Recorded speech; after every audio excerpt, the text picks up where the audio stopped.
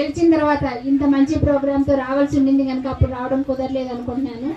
మీరందరూ నన్ను ఎంతో అభిమానించి ఆదరించి మీరు నన్ను అఖండ మెజార్టీతో గెలిపించి మొట్టమొదటి మహిళా ఎమ్మెల్యేగా సత్తుపల్లి నుంచి నిలబెట్టినందుకు, మీ ఇంటి ఆడపడుచుగా నన్ను ఆదరించినందుకు మీ అందరికీ కూడా పేరు పేరున శిరస్సు ఉంచి నేను కృతజ్ఞతలు తెలియజేసుకుంటున్నాను.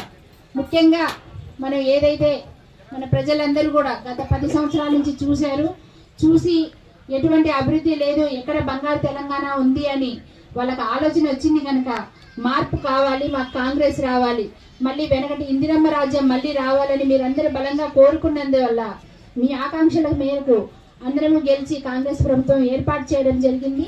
అదేవిధంగా మన సోనియా గాంధీ గారు తుక్కుగూడ సభలో ఏమైతే 6 గ్యారెంటీలు మనకు హామీ ఇచ్చారో వాటి అమలు కూడా శ్రీకారం వెంటనే చుట్టడం జరిగింది. మనకి 2 రోజుల లోపలే, ప్రభుత్వం ఏర్పడిన 2 రోజుల లోపలే మహాలక్ష్మి పథకం, అంటే మహిళలకి ఆర్టీసీ బస్సులో ఉచిత ప్రయాణం, దీనివల్ల ఎంతో మంది పేద మధ్యతరగతి మహిళలకి ఎంతో లబ్ధి చేకూరింది. నెలకు 5,000 నుంచి 7,000 వరకు కూడా వాళ్ళకి మిగులుతుంది. అంతేకాకుండా మనకి ఆరోగ్యశ్రీ పథకం కూడా 10 లక్షలకు పెంచడం జరిగింది. ఇంతకుముందు మన ఆరోగ్యశ్రీ పథకం ప్రవేశపెట్టింది మన స్వర్గీయ వైఎస్ రాజశేఖర రెడ్డి గారు.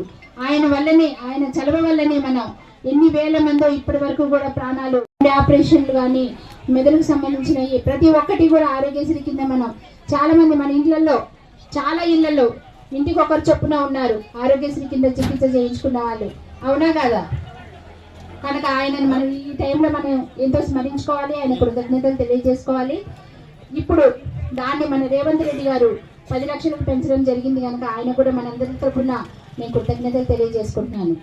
అంతేకాకుండా 100 రోజుల లోపలే 6 గ్యారెంటీలు అమలు చేస్తామని చెప్పడం జరిగింది కనుక ఇప్పుడు ప్రజాపాలన అనే ప్రోగ్రాం పెట్టి మనము అధికారుల చుట్టూ తిరగడం కాకుండా అధికారులే మనం ముందుకు వచ్చేలాగా మన ముఖ్యమంత్రి వర్యులు మనకి ప్రోగ్రాం డిజైన్ చేయడం జరిగింది. 4వ వార్డు మహిళలందరినీ కలవాలి, ఎందుకంటే మన వాటికి ప్రత్యేకత ఉంది. ఈ సత్తుపల్లి ఎప్పుడు పుట్టిందో ఈ మసీదు బజారు కాకలపల్లి రోడ్డుతో ఈ సత్తుపల్లి ప్రారంభమైంది ఊరనేది. కాబట్టి అది గమనించి మన రాఘమయ్య గారు తిరిగి మళ్ళా ఆ ప్రయాణం ఆపుకొని మనకి వచ్చి కార్యక్రమాలు